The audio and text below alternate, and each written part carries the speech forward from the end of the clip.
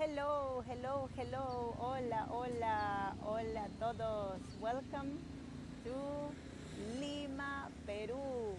Welcome to another tour in this beautiful capital of this amazing country we all know as Peru, land of the Incas, land of the beautiful food, the multiculturality, the tradition, the history. Today we're going to visit another destination in Lima. It is a pleasure to have you today in this second tour I am doing here in Lima for you all. Thanks a lot for visiting Lima or for your interest in Peruvian culture. Let me say hi to our people joining. Hola, Adrian. Hi, hello. Hola, muchas gracias. Thanks for coming. Hola, Marilyn. Hello. Hola, Dorota. Hello, amiga. Hola, Robert. Hola, Berhan. Thanks for coming, amigo. Muchas gracias. Thanks for your participation. Today we're going to have in this second tour an idea of how the let's say, developed but historic touristic spots in Lima, historic and also touristic spots in Lima look like. We are going to visit Rimac district, and Rimac is a complete off the beaten path destination. Is the unknown jewel. That's why I call this tour the unknown jewel of Lima, because we're going to try to go a little bit farther away from what we can see in parts of our tour, and we will discover the history of a district that in one period of our history was the most luxurious part of the city, the most exclusive part of Lima, right? So we're going to see this today. And also, well, if you have any question, just please share it here. I would love to know your comments. I would love to know how you're feeling about the tour. If you have a question, I love the interaction, so please don't be shy. So today we're going to visit in this second tour this district, but also we're going to spend time in the car, so this is going to be more like a panoramic tour. So let me check on the comments. Oh, Robert from hello, hello. Oh, your son lives in Lima. Oh, that's lovely. And I will be there. Oh, please, Robert, let me know when you're coming. Maybe we can meet. That would be lovely. Like to meet you. That would be fantastic. Just let me know if you are free and available for meeting and 6. So, hi Dorota. Yes, I saw Dorota. Dorota, hello. I'm waiting already for Dorota because Dorota is going to be here also soon. So please, if you're coming to Lima, let me know in advance. We would love to have a pisco sour with you all. So let me say hi to the people joining. Cheryl, JV, hello HY, hello Adon, hola, Marius, hello, thanks for coming Marius, hello, hello. So today amigos, please put yourself comfortable. We are going to walk and drive for you in this part of the city that is, to be honest, really picturesque, really unique in many ways. So we are going now to visit Rimac district. By the way, I have the locations activated. So if you wish to know where in Lima we are live, you can click on the map in the upper part. You can also follow my channel if you wish to see more content like this one. You can also support this tour with a tip. You know, these tours are all for free, and I just support it with your tip. And well, that really helps us a lot to continue doing these tours here for you all for free. And you can also consider being our sponsor. At the end of this tour, I will explain what means the sponsorship program also to us, and how also we can reward you if you become our sponsor. So well, we are going to start now this tour. I hope you are ready for this. Let's start. So Robert, he was Central. Oh my God, Central is the best restaurant we have in Peru. Is the top restaurant we have in Lima. Robert, that's lovely, lovely. One day I'm going to be doing also a tour from home dedicated to the best restaurants in Peru, and we're going to talk about Central, and it's wonderful to know your son works for them. Wow, wow, that's really fantastic, Robert. We have to meet, by the way, huh? You have to help me also to get into Central if possible. So, amigos, first of all, warm welcome to you all. This tour is dedicated, it's a series, to be very honest, dedicated to visiting different neighborhoods in Lima, different parts of Lima, and also getting to know like this the city in a more deeper, more profound way, right? So, first of all, let me tell you a couple of things about where we are in the moment. This is one of the sections within Rimac district that is considered one of the most historic corners of Lima. This is the Paseo de Aguas. Paseo is like a boulevard, right?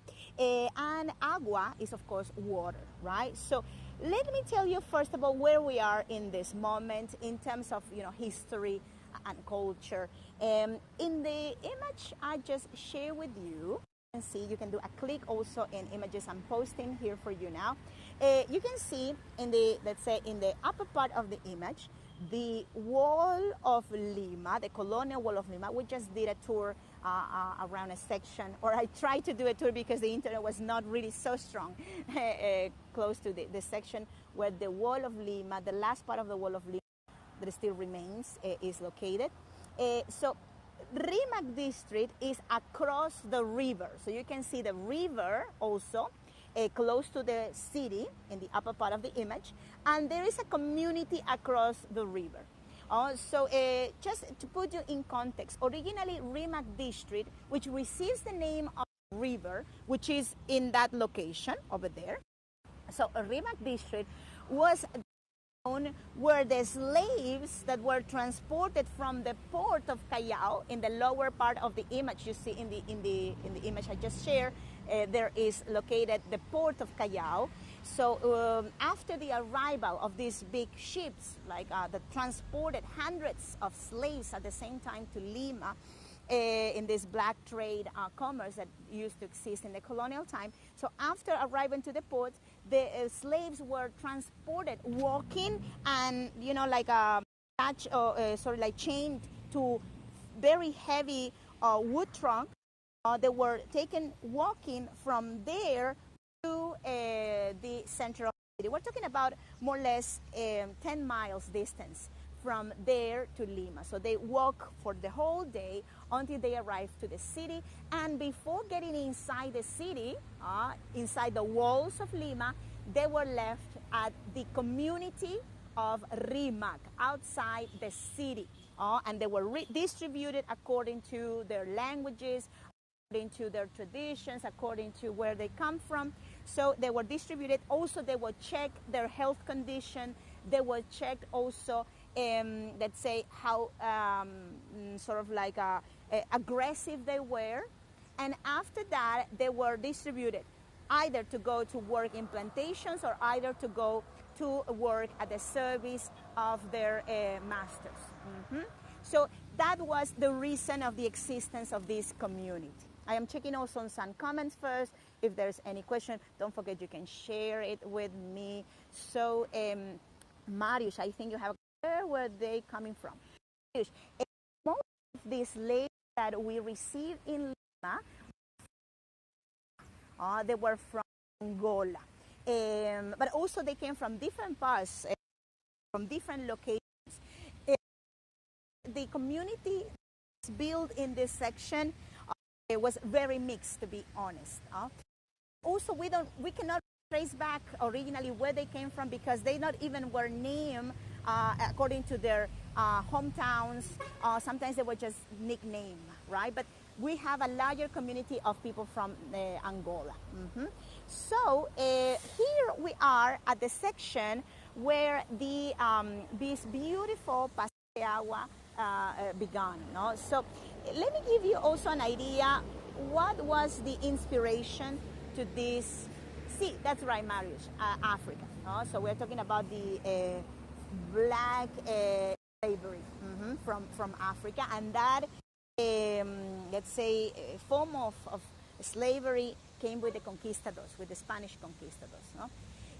So this is a picture of a place called Paseo de Narbona that is located in France. And it was the copy or the source, the place that originated the boulevard that we have over here. During the time of the 17th and 18th century, Lima City tried to look also French and European, with two phases in our history in which Lima tried to imitate the French architecture. We had the period in particular of the 1800s, 17th and 1800s, and later after the independence, we became very Frenchanized. This country tried to look the most French possible, but for different reasons. In this case, what the French style was because the French style represented also wealth, the style of the Versailles, the Louis. So the intention was to make the city look very pretty, and the historic center area, the wall part of Lima, was already like so packed, and we had this checkerboard design in the city with very tiny, very narrow streets that was impossible to let's say accommodate like this one, for example, or let's say walkways or boulevards in this fashion. So that's why downtown Lima couldn't really work for these new projects. So that's why all of the efforts arrived during the, let's say, 18th century in particular, period of a very important viceroy, Virrey Amat, one of the most important and remembered viceroys of our history. We had 40 viceroys during the time, 300 years more or less of Spanish domination in Peru. So this viceroy, Manuel de Amat y Junyent, he is remembered to be the person who first tried to make Lima look French, right? Gracias, Marius. Thanks for your tip support, amigo. Muchas gracias. So you can see here also the perspective of this something. Unfortunately, when Mr. Amat tried to create the park, his intention was really to make it a very luxurious, with not just one section of water. This is water from the river, by the way. This is coming from the river, which is not far away from here. But also the idea was to create two other, like ponds of water on the side. This would be really beautiful and splendorous. But unfortunately, the vice left before finishing his work, and this work remained abandoned for a long period of time. You can see in the picture I just shared with you, this is a picture from the end of the 19th century, the state in which the site looked for a long period of time. Also, there's another picture where you can see how this section had nothing really, like for a long time. It was not really properly finished, unfortunately. One of that and very common stories in Peru, right? Like buildings that are not finished on time. And this also brings me to the memory another really interesting thing and a story. This is a love story, and I know you like love stories. So this story is about a well, let's say a romance. Viceroy, the Viceroy Manuel Amat y Junyent had with a Limanian woman, the famous Perricholi. Their love was very famous and even portrayed in books, in plays. There are lots of movies also that talk about this love. And let me tell you briefly before we go to the next location, a really interesting story that is more like a legend. And nowadays, even the historians believe or have the reserves about the story to be true. But it's a really interesting story, and it's related with this Paseo de Aguas, it's at the Boulevard of the Waters. So the story says that Manuel Amat, who was like in terms of age, like older than the Perriccioli, he tried to convince her to be his lover, right? He was not married, but he had a big difference in age with her. So she was a really famous singer and actress. So she lived not far away from here, by the way. The last days of her life, she moved very close to this bar.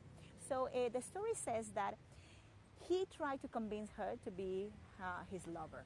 So she refused in many occasions, because she didn't want to be just the lover of the viceroy.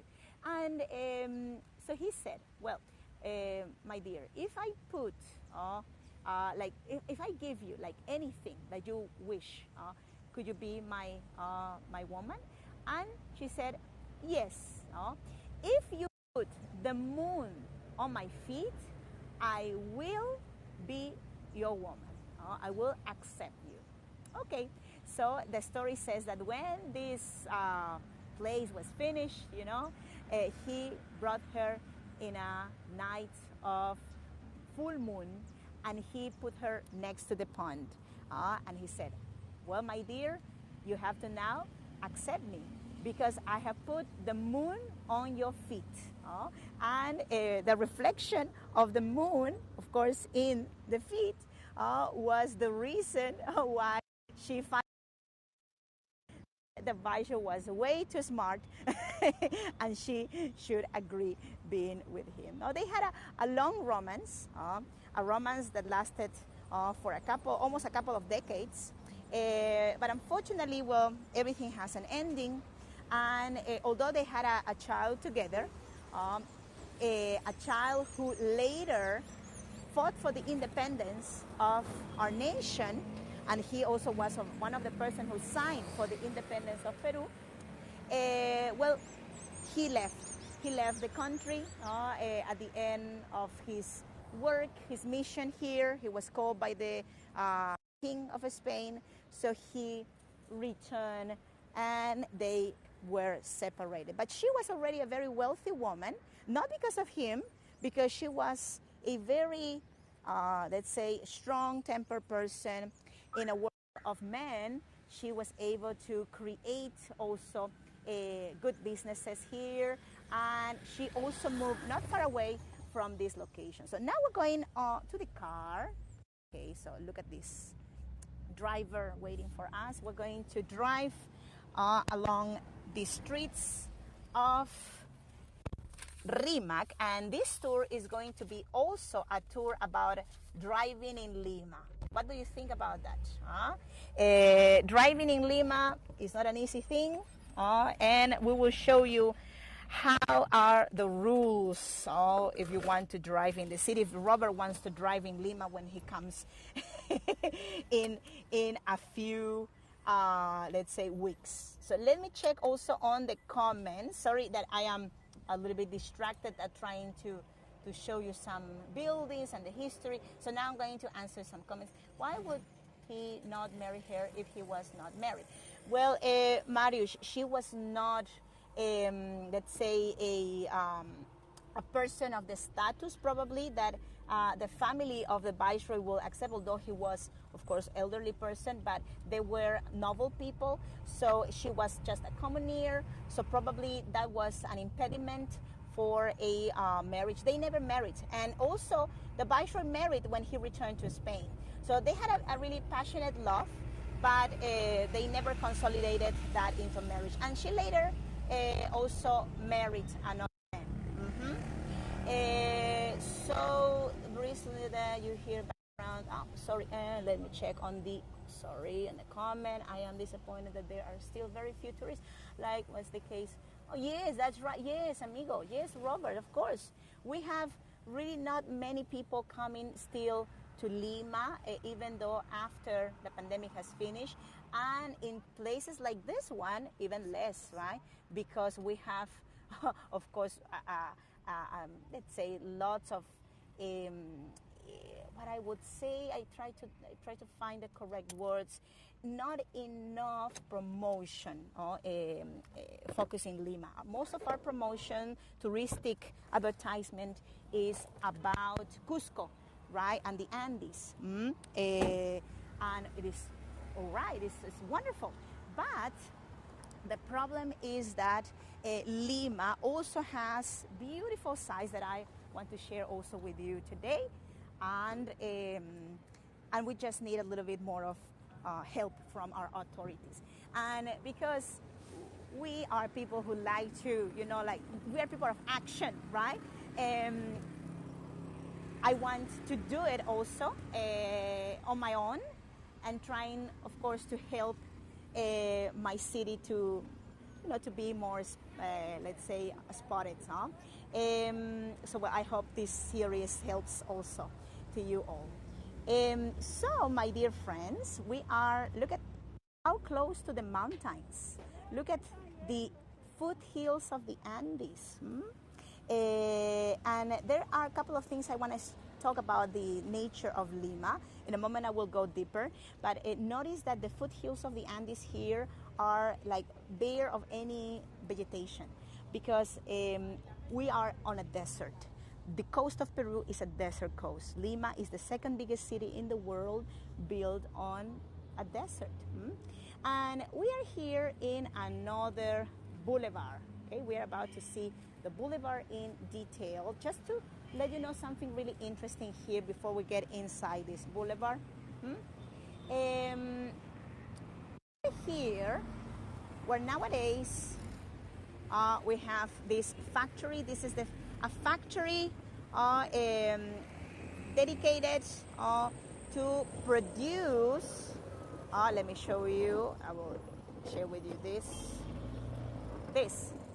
Ta-da! What is this? I just shared with you a bottle of something. So we produce in this zone in Rimac beer. Yes, cerveza. The most famous beer is Cristal. And there's also another company that is not far away from here. Another famous product Peruvians love. Inca Cola, my friends, the Peruvian national soda. We have Cusqueña, Naomi. We have Cristal. We have Pilsen. Peruvians love beer.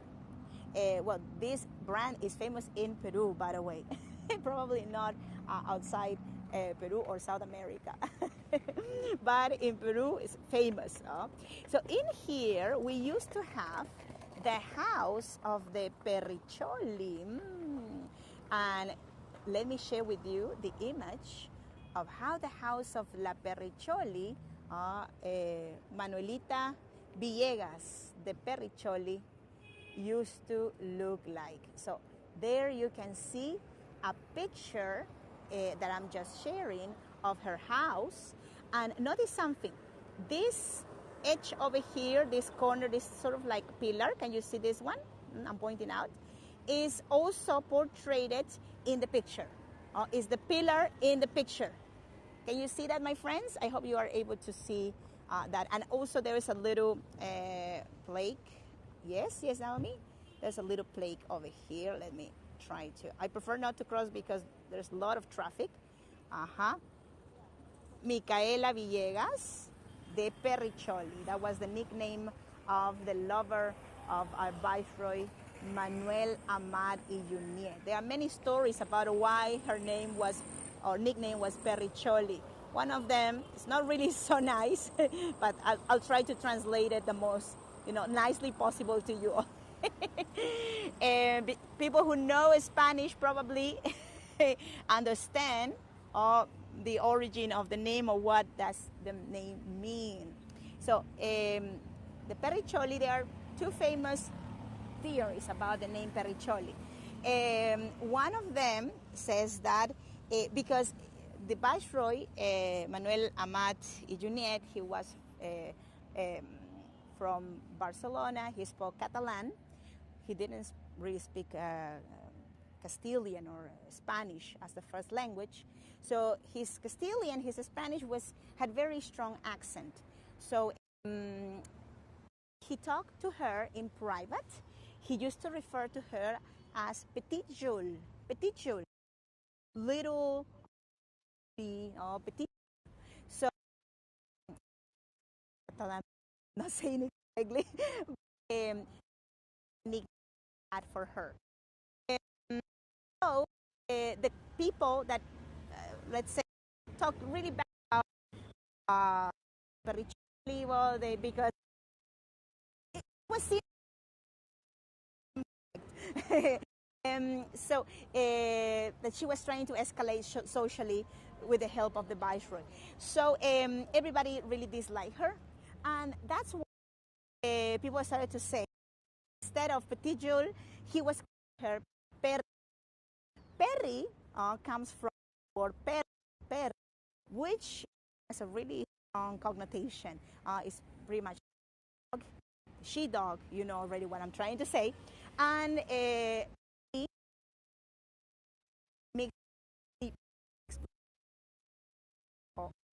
mix people which was. So that probably reason. Oh, your voice is breaking. Oh, thanks for letting me know, Marius. Can you hear me now? I will be trying to approach a little bit more my mic. Is everything okay with the sound? Oh, Naomi, thanks for letting me know. No, it's okay. So we sense. So it was, my mic has censoring the bad words. So, well, anyways, the story of the Petit Jewel is really interesting, and that's why also there are so many books about her, Periccioli, no?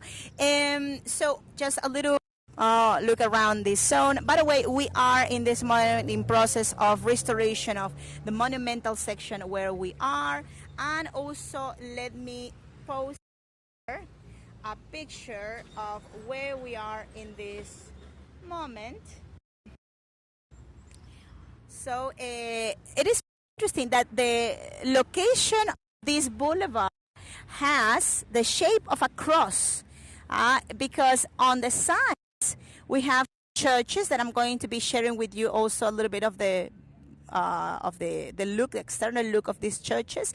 And at the end, there is a monastery, a Recoleta, dedicated to St. Francis of Assisi. So we're going also to go to the car because Marek is already waiting for us.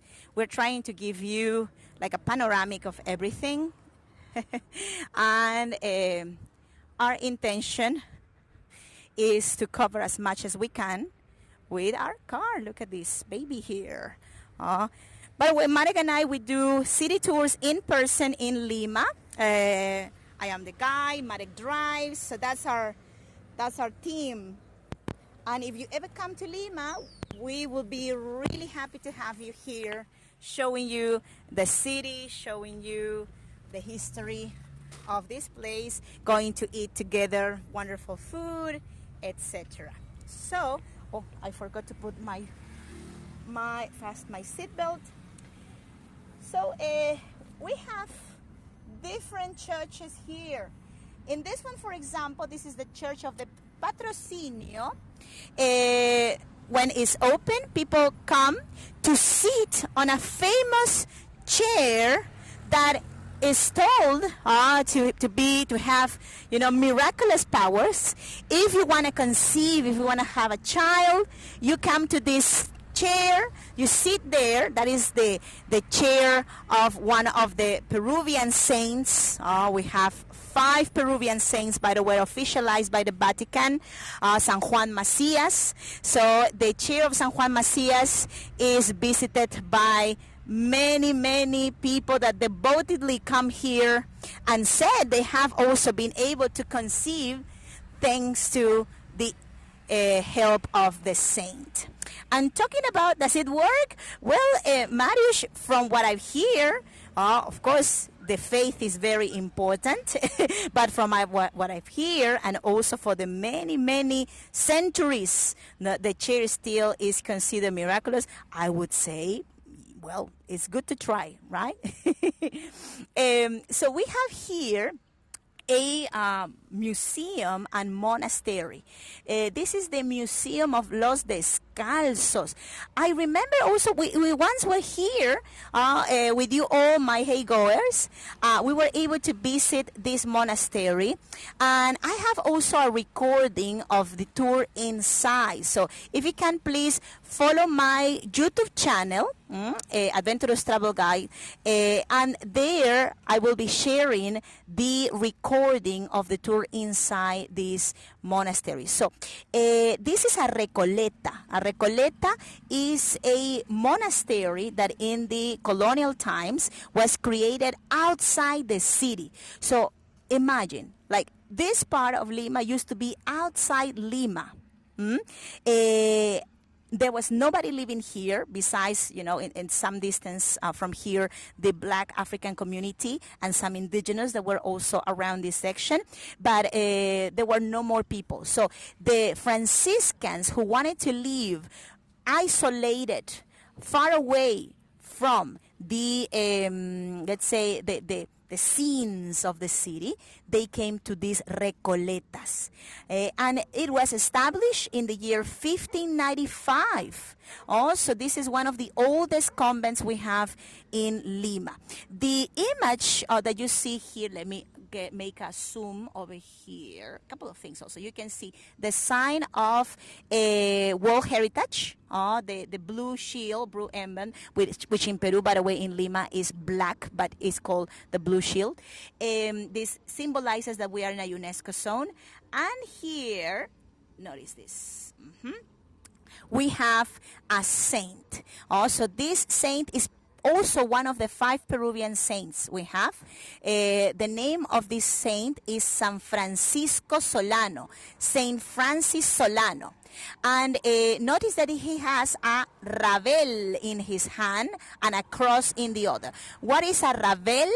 The ravel, I think we can do a little zoom more, is a violin. It's an old type of violin that he used to call the attention of people to his sermons that he used to do in the streets of Lima. He was, by the way, the first, let's say, father director of this convent. So that's why it is also a place so visited, so much visited by people who are devoted to the saint. We are very far away, really, from the center in terms of the old distances in the colonial times. So that's why not many people used to come this direction in the colonial period, right? So we're going to continue driving, and also talking about the Franciscans. I didn't mention un violín, yes, Nicolas de Ravel, no? I didn't mention the name of this place, of this boulevard. I was so excited telling you about things about the architecture, and didn't mention the name of this boulevard. The name of this boulevard, I will remove this thing because you are not seeing clearly everything in front. The name of this boulevard is Paseo de los Descalzos. So Paseo de los Descalzos. What is the meaning of Paseo? Boulevard, right? Paseo is a boulevard, and Descalzos means shoeless. So why the name of this boulevard is shoeless? Well, that is because when the Franciscans used to walk in direction to their convent, they used to, of course, wear very modest clothing, the most modest clothing, like people back then used, like the most modest clothing of an order was used by the Franciscans, and they usually had sandals or they were barefoot because they tried to go the most modest they could.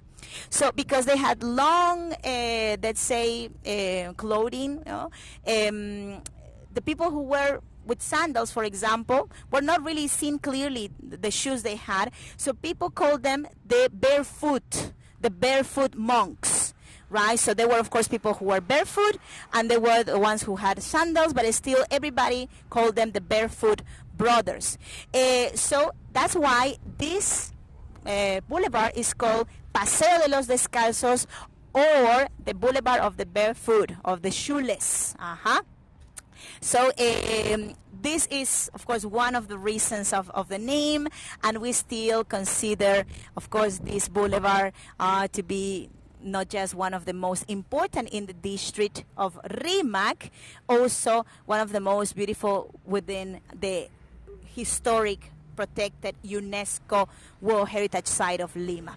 So this part of the city became UNESCO or World Heritage in 1991. No, so the work of UNESCO is protecting the monumentality of certain zones of Lima, and here it comes really the part that is, because my tours here are about the beautiful things and also the ugly or sad things. These are real tours. I am not trying to make up a city to look, more beautiful, the city more beautiful than it really is for parts, because this also shows the work we need to do still to protect our architecture. And this is a work that needs to be done now, because look at the state of many of the balconies that we have in Lima. We have about 6,000 architecture constructions in Lima, and over 5,000 balconies in Lima that need rapidly, desperately to be protected. And we're not properly doing anything yet because of the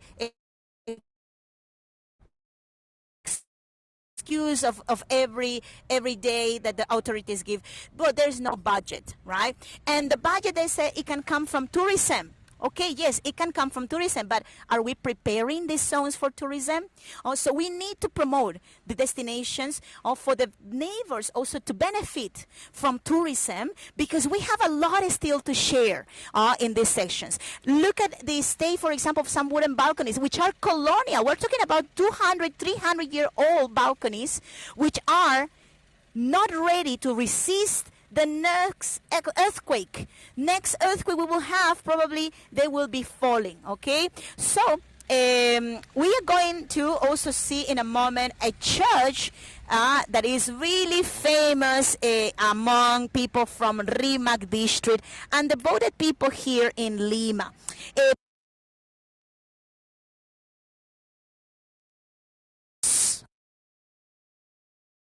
The biblical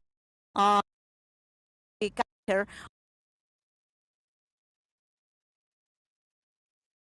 Jesus, thanks to a miracle Jesus did. And this is the church of San Lazarus, or Lazarus, the leprous. And the reason why we have a church dedicated to Lazarus here is because we used to have a lazaretto in this place. What is a lazaretto? In English is lazaretto, is where lepers were, they say, taken care of. People who outside the city. So this outside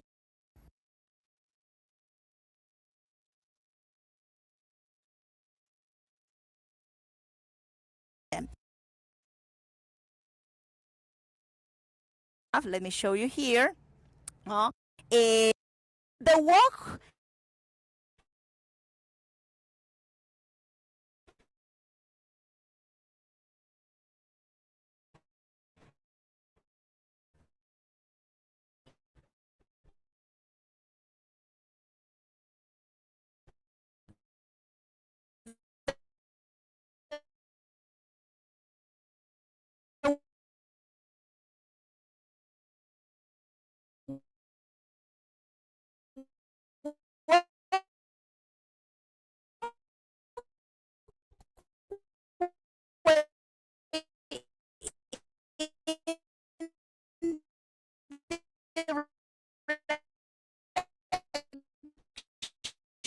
to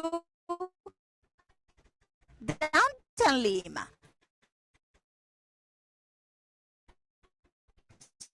So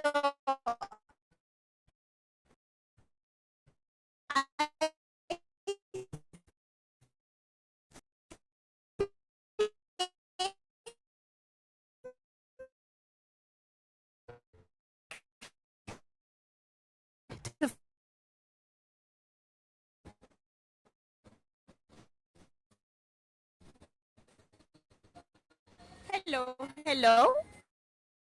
Are you there still?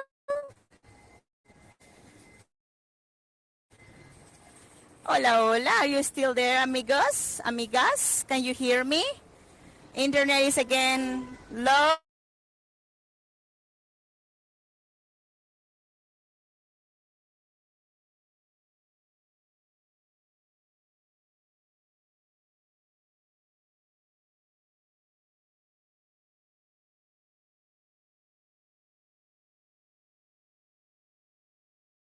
For that, yes, they are many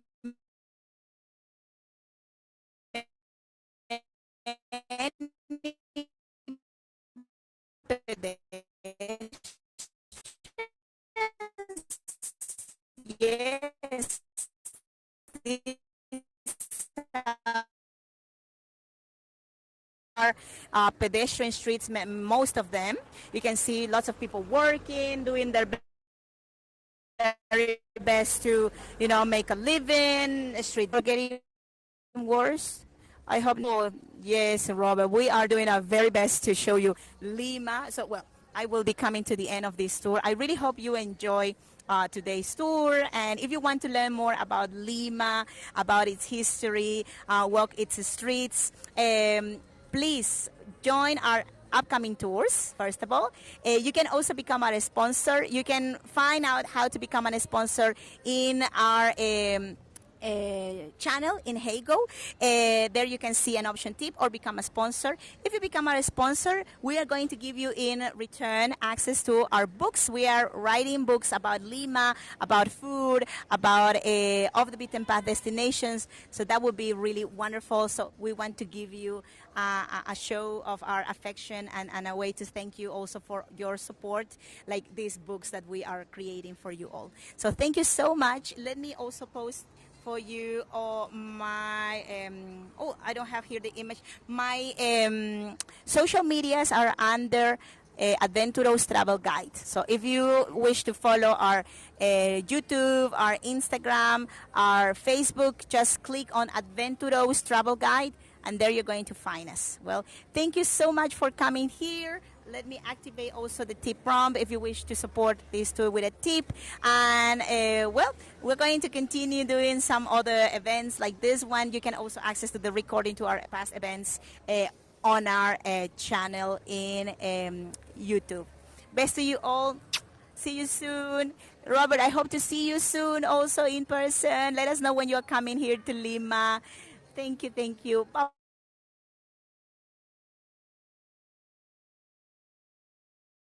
Bye. And until next time. See you. Ciao.